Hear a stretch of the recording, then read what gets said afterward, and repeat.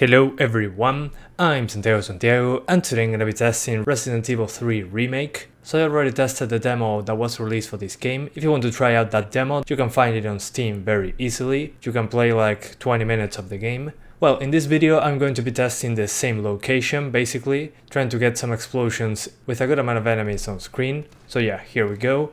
There's DX11 and DX12 available to select. At least for what I tested so far, DX11 is still the one that you should choose. If you have either an AMD or NVidia GPU, both of them when using DX12 use more CPU, more VRAM and more system RAM, so DX11 should be the way to go. It's still a better implementation than on RE2, but DX11 is still better on this one. Then in the options menu to improve performance, my recommendations is that you lower ambient occlusion.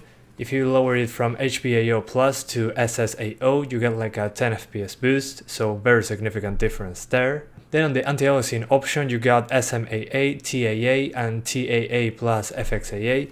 If you turn it off completely, you'll have a few extra frames. Using TAA will make the game look much softer, but the jaggies are less obvious, especially when you see characters with hair. Then the screen space reflections are a significant performance hit. You can disable them for a big boost, but the game will look worse in general, the reflections are not as accurate. Then the volumetric lighting option, like on Resident Evil 2 Remake, it can be a significant performance difference using medium instead of high, but it's some very specific places, like when you just start the game, there's some light shining through some windows. There it made a huge difference, but then in most locations this effect doesn't seem to be in use as much as in the previous game. So my rule of thumb on this one is to keep volumetric lighting on medium, and the visual difference is very small. And finally the shadow option, lower it from high to low can help. Yeah, the shadows will look worse, but there should be a small improvement, even better if you have low VRAM, since this option also uses less VRAM. Then on the CPU side of things, I tested an i3-9100F, an i5-9400F, so a quad-core CPU and a 6-core CPU, and both of them were fine for 60 frames per second, but just like on Resident Evil 2 Remake, there's stutter every now and then, very noticeable when moving the camera very fast sometimes or getting to a new area. The game will stutter for a few minutes, then stabilize. Not sure if it's DRM related or something else, but it's happening just like on Resident Evil 2 Remake, so your mileage will vary on that one. You might get a lot of stutter, you might not. Some people were reporting different things to me as well, so good luck with that. But yeah, it doesn't seem to be CPU related, since the i3 and the i5 both had those problems, and sometimes they just run the game flawlessly.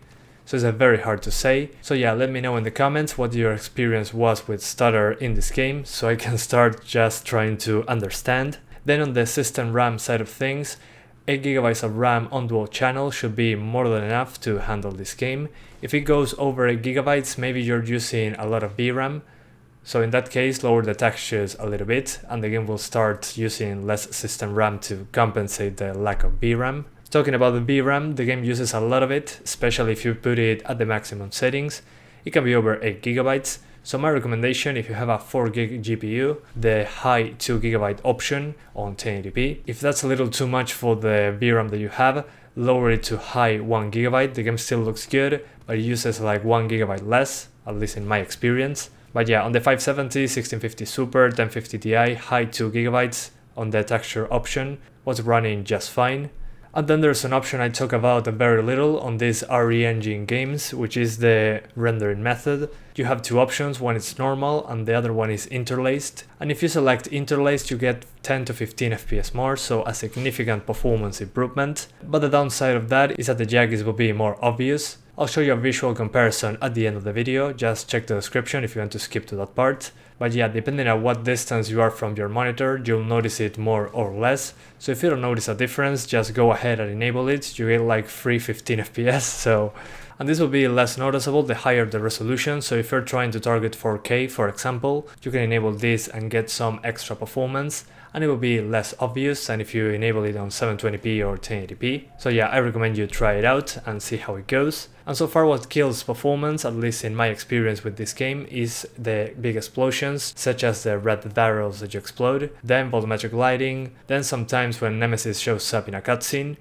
But those moments are very short, so if you're dropping from 60 to 40 when there's an explosion, once the explosion dissipates, you'll go back to 60, so I don't think it's a big deal. So yeah, I consider those drops quite rare, since you're not always getting those effects on your screen a whole lot of time. But yeah guys, that's about it. I hope you keep enjoying the video, thanks for watching and see you next time!